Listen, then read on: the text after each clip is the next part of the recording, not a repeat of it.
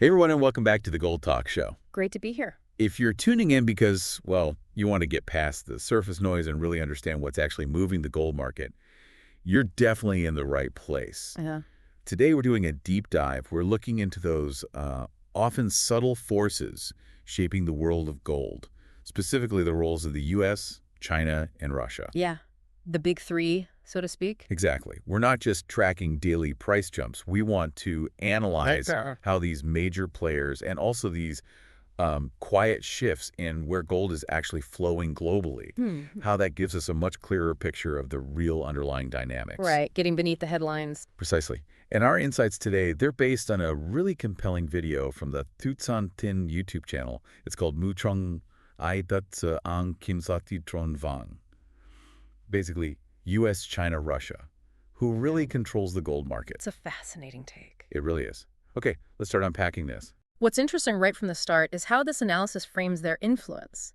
It's less about who's, actively trying to push prices around day to day. Right. And more about their, let's say, long-term game plans.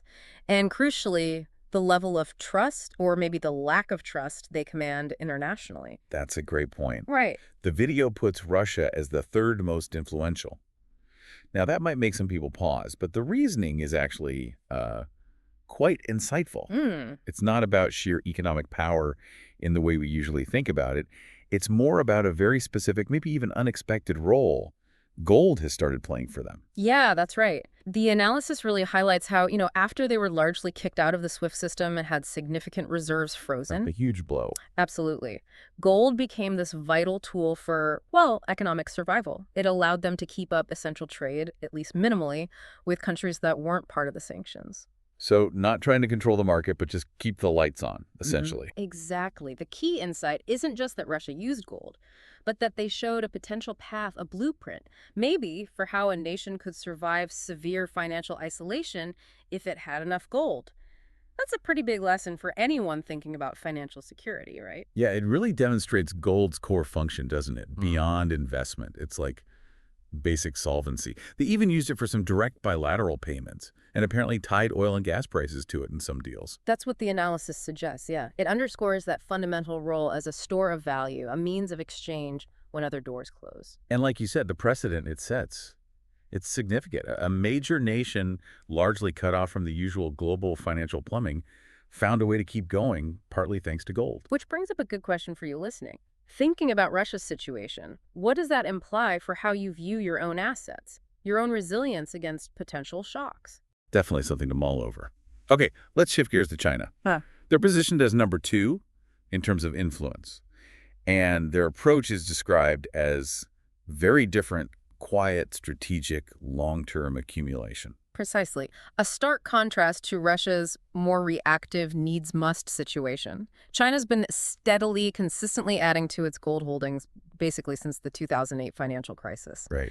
The video stresses this isn't some sudden move. It's a deliberate, decades-long strategy to reduce their dependence on the Western-led financial system. And their official numbers are already pretty big. What, over 2,200 tons reported? Yeah, officially. But the video also mentions that many experts suspect the actual amount they hold could be, significantly higher. It's all happening pretty quietly, isn't it? No big press conferences, just this steady drip, drip, drip of accumulation. Exactly. Very little fanfare. And the analysis suggests this is a core part of their bigger plan, building trust in their own currency, the renminbi, especially in those bilateral trade deals they're making across the Middle East, Africa, South Asia, Eastern Europe. How does the gold fit into that specifically? Well, they're basically offering a sort of gold backing, or at least convertibility, for the RMB in these specific agreements by saying, look, you can hold our currency and it's linked to or can be exchanged for gold. They make the RMB seem more stable, more attractive, especially to countries wary of the dollar, perhaps. Ah, I see. So it's like they're building an alternative financial pathway, almost in parallel to the existing system. That's a good way to put it. One that sort of bypasses the U.S. dollar, SWIFT, the established Western institutions, but without, a direct confrontation. Exactly. It's subtle, but potentially very powerful.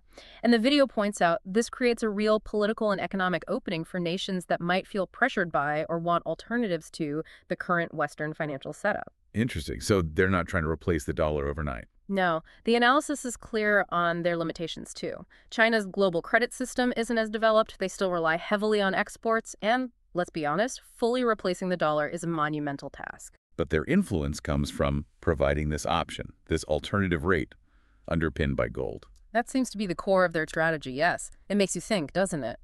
When you see gold prices going up, even when the dollar looks strong on paper and interest rates are high. Yeah, that seems counterintuitive sometimes. Right. Could that strength in gold actually be reflecting these quieter, less visible flows of capital moving east, moving into assets like gold as part of this bigger shift? That's a really intriguing question. It challenges you to look beyond just the standard economic indicators, doesn't it? What underlying currents are pulling in different directions? Precisely. Which leads us nicely to the United States, positioned as the top influencer. But, and this is key, in a totally different way. Their control isn't really about actively trading gold. It's more about the system itself. Exactly. Their power stems from the sheer dominance of the US dollar as the world's main reserve currency, the currency used for most international trade. The default, basically. The default, yeah. Plus the huge influence of the Federal Reserve in setting global market expectations. And of course, they have those massive gold reserves, still the world's largest, over 8,100 tons. That acts as a sort of silent backstop, a foundation of trust. So they don't need to buy or sell gold constantly to sway things. Not really, according to this analysis. The potential that they could intervene, combined with the deep-seated global belief in U.S. financial stability, is often enough. And the Fed, its signals on interest rates, inflation, whether they sound hawkish or dovish, that ripples through everything, including gold. It's like a chain reaction. But the video mentions something like that. Yeah, think about it. The Fed hints at raising rates, maybe to fight inflation. Global investors think, okay, dollar assets might offer better returns soon. So they start selling other things, maybe stocks, maybe bonds, often gold too, to buy U.S. dollars. That demand strengthens the dollar. And a stronger dollar usually means weaker gold prices, all else being equal. Exactly. It's an indirect effect, but very powerful. And it's interesting, the video notes that when gold does spike sharply, the Fed's response is typically framed around managing overall inflation expectations, not like they're directly trying to smack down the gold price itself. Right. Their control is systemic. It's about maintaining that global confidence in the whole U.S. financial structure, with the dollar at its heart. So to recap that flow, Fed signals, global investors adjust their positions, the dollar strengthens, gold often sells off. It all hinges on that reserve currency status. Pretty much. And that leads to the critical question the analysis poses. Is this U.S. dominance unshakable? Is it under threat? And the answer seems to be, it depends. It depends on the world's continued faith in the U.S. dollar, fundamentally.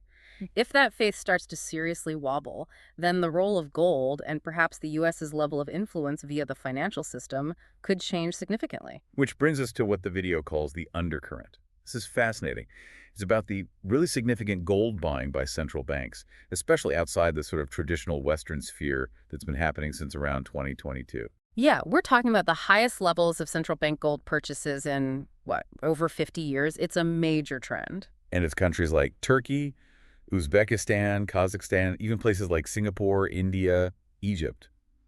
They're all substantially boosting their gold reserves. Right. And the key thing the video emphasizes is how quietly this is happening.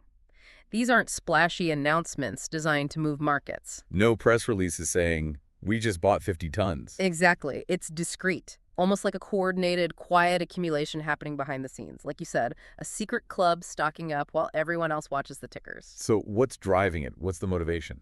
The analysis suggests the main driver is growing unease.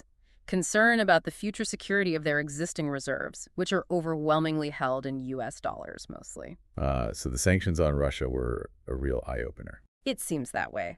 A stark reminder that foreign reserves held within another country's financial system aren't necessarily 100% secure or accessible under all circumstances.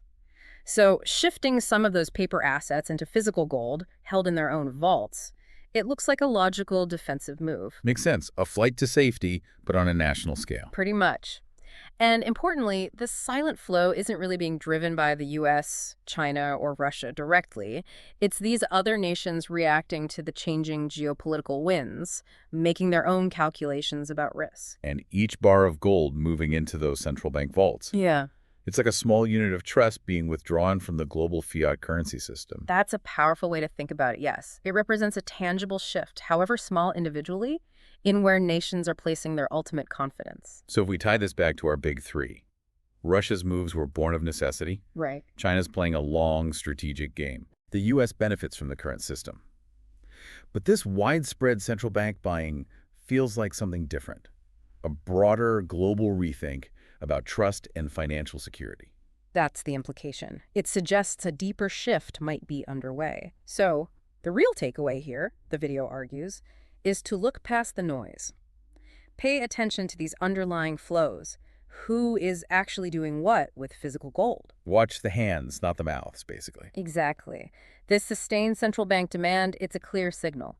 Gold is moving out of the fast money trading systems and into long-term secure national reserves. And historically, the video points this out too, these kinds of large-scale gold movements by central banks have often happened before major global shifts or crises become widely obvious. Which poses another critical question for you, the listener. Do you wait for the crisis to be conferred by everyone, splashed across headlines? Or do you look at these real, tangible flows of capital now and consider what they might be signaling? It's a reminder that the biggest forces shaping markets aren't always the loudest or the most visible, are they? Sometimes it's the quiet players, the ones methodically repositioning their assets, who tell the most important story. And this current pattern of gold accumulation, it certainly hints that a significant global transition could be in the works. It really does. And that leads into a really thought-provoking final section in the analysis. It asks, is the gold market truly this free, open marketplace we often assume it is? Or is it, in some ways, more like a game where the major pieces have already been positioned, a bit like a prearranged chessboard? Yeah, that's the analogy. It feels sometimes like gold's price moves are anticipating things, reacting to strategic intent almost as much as pure economics. Well, when you consider the motivations we've discussed, Russia's survival, China's long game for the RMB, the U.S.'s systemic power, they do look like strategic plays for global trust and influence, with gold as a key token on that board. So the video suggests the market isn't just reacting day to day, but it's been shaped, maybe even prepped, by years of this silent accumulation and these less visible off-market transactions. Meaning that when gold prices rise, it's not just about simple supply and demand anymore. It might also reflect this subtle decline in absolute unquestioning trust in the dollar and the Fed's constant efforts to manage and maintain that trust. So gold becomes, what, a kind of barometer for systemic stress. That's the idea. More than just another commodity. It's measuring a deeper level of unease or anticipation in the system. Which is why the video offers a word of caution, right, for people just jumping into gold now because the price chart looks good. Exactly. Yeah. It urges you to consider these underlying defensive moves, these deep policy concerns, these preparations for potential extreme risks that maybe the mainstream market narrative hasn't fully caught up with yet. So in that context, holding gold isn't necessarily about chasing the next big price surge. It's more fundamental, more about preparedness, perhaps, for potentially significant shifts in the global financial or political order. It definitely makes you question the fairness of it all, doesn't it? When central banks can quietly stack up huge amounts of gold and major powers use it to backstop trade deals without much public transparency. Yeah. So the question for you becomes, are you just trading the ups and downs of the gold price? Or are you aware you might be playing in a game where the most powerful players have already placed their most important pieces very strategically? It's a sobering thought. The video concludes that gold often protects those who understand when to act quietly and decisively, maybe based on these deeper signals, rather than just analyzing the noise loudly. And it hints that such a time might be approaching. That collective, almost silent wave of gold buying by central banks worldwide. It really does feel like a major signal, doesn't it? It strongly suggests that beneath the surface chatter, the gold market might be shifting, moving from being just a free market to becoming perhaps the place where ultimate trust is being physically secured ahead of whatever comes next. A fascinating perspective. So the key takeaway seems to be understanding these different motivations, Russia's defense, China's strategy, the U.S.'s systemic role, and layering on top this huge, quiet flow of physical gold into official hands. Right. It gives you a much richer, more nuanced picture than just watching the price ticker. Helps you understand the why behind the moves. Absolutely. Well, that wraps up our deep dive for today. We've really dug into the often unspoken roles of the U.S., China, and Russia in the gold market, and the huge significance of this quiet but massive central bank buying trend. A lot to think about. Definitely. Now, we genuinely want to hear from you. After listening to this analysis, who do you think really holds the most sway in the gold market today? Let us know your thoughts. Leave a comment down below. We'd love to read your perspective. Yeah, join the conversation. And of course, if you found this deep dive useful, if it gave you some food for thought, please do hit that like button, share the video with anyone else who might be interested in gold, and definitely subscribe to the Gold Talk Show channel right here on YouTube. That way you won't miss out on our latest news and analysis. Exactly. Stay informed with us. Thanks so much for tuning in today.